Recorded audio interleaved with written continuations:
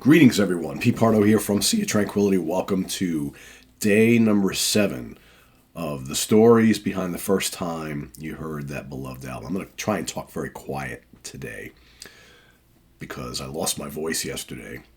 It's not much better this morning, and I've got a full day of Sea of Tranquility Fall Fest in just a couple hours. I have a lot of talking to do, so I'm going to try and reserve my voice as much as possible on this show. So I'm getting close to the mic, and I'm going to talk more in like a low whisper than I normally would. So today, for this pick, many of you have watched me on the channel for a while, have heard this story before, but it wouldn't be a month of stories about beloved albums without really the first story for me. The first time I heard an album where I really wanted to go out and buy an album. And this was the first band that I ever really got into. So we're going back to, it was probably like the holiday season, 1975. This album had just come out.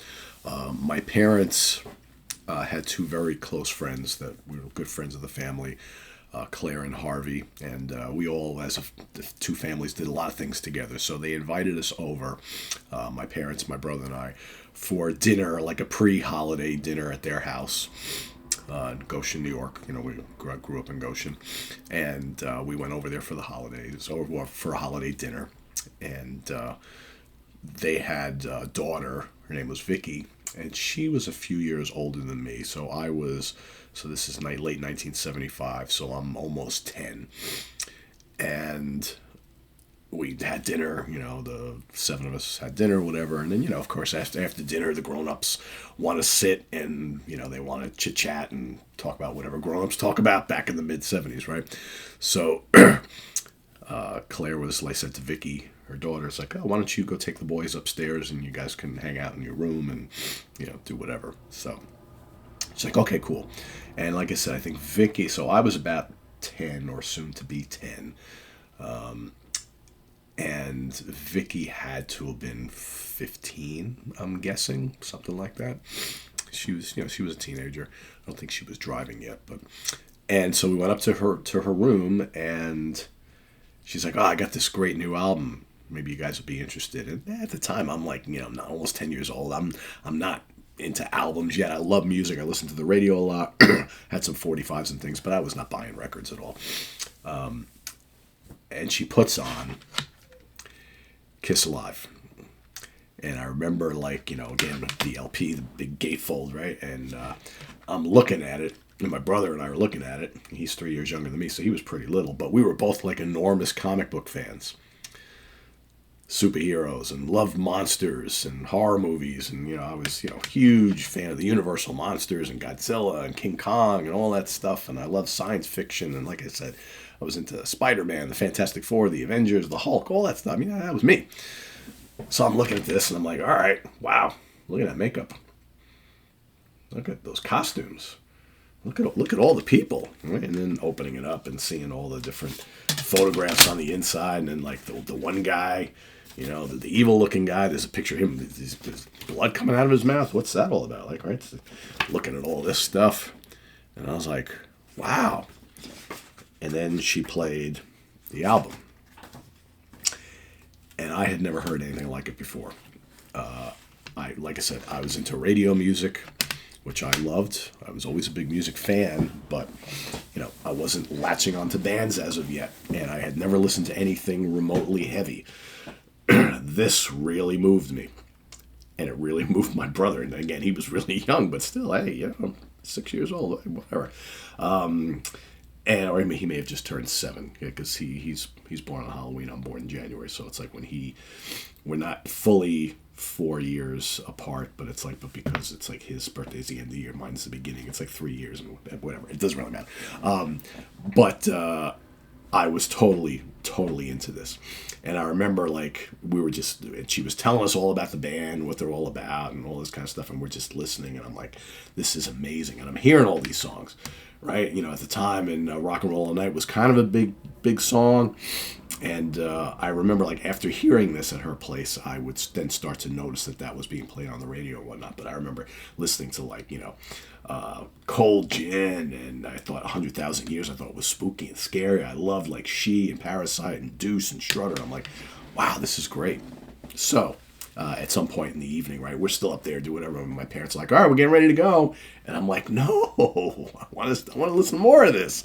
I want to experience more of this. I want to keep listening to this. So we go home, and of course, what am I thinking? I'm telling my parents all about this magical album we listened to by this band Kiss, and my parents are like, I don't know, who the fuck is Kiss, right? So like, all right, well, save up your allowance money, and maybe you can go buy it. So fast forward a few months or whatever, and or maybe it was more than a few months. I don't know, whatever. It doesn't really matter. I actually went out. I saved up some money. So now I have to double check it because I want to make sure that I got my years correct because, I got the olds. So I saved up some money, and Dad took me out to the store. No, actually, I know what it was.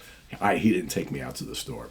He, like I've said before, he worked in New York City, so he worked right down the street from J&R Music World. And he would often pick up stuff that I would ask him to, like albums. And it's like, Dad, here's, however much money.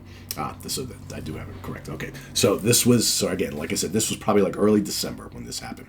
So I had to save up money for a couple of months.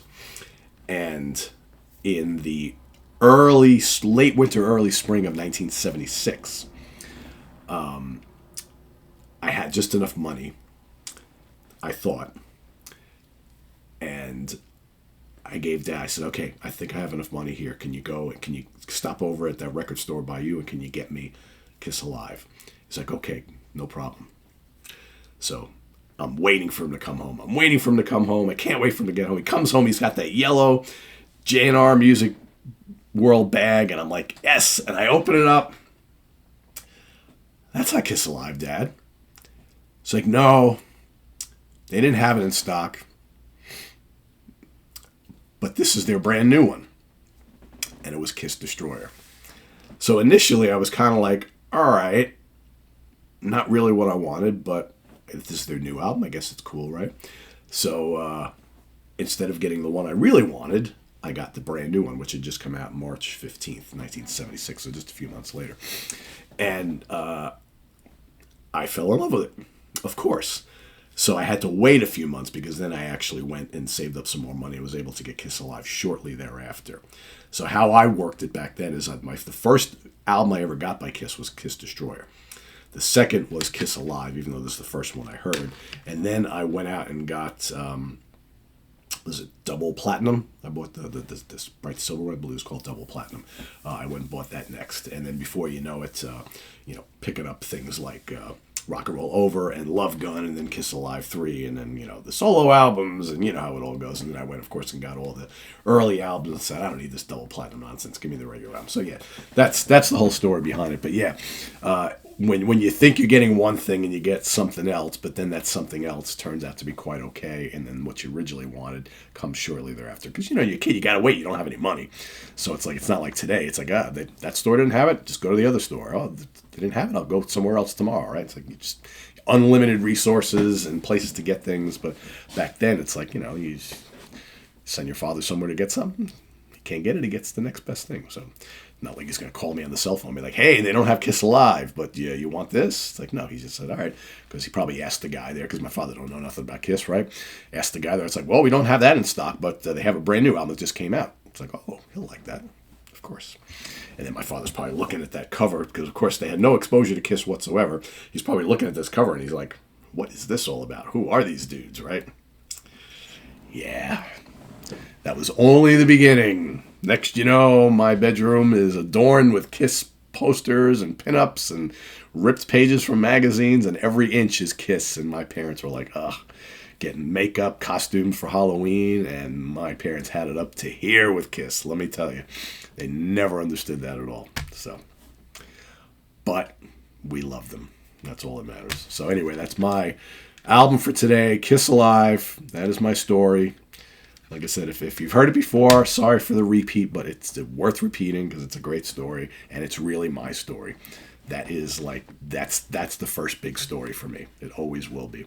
And if you've this first time hearing it, very cool. So anyway, thanks for watching. Visit us on the web at www.seaoftranquility.org. We're on Facebook, we're on YouTube all together, all the damn time. Please subscribe if you haven't already and click on that notification bell so you get alerted of all of our content as a post. And please do hit the like button before you leave. Also down below, we got the links to our Ko-Fi page, our channel donations, our merch page, and our Cameo page.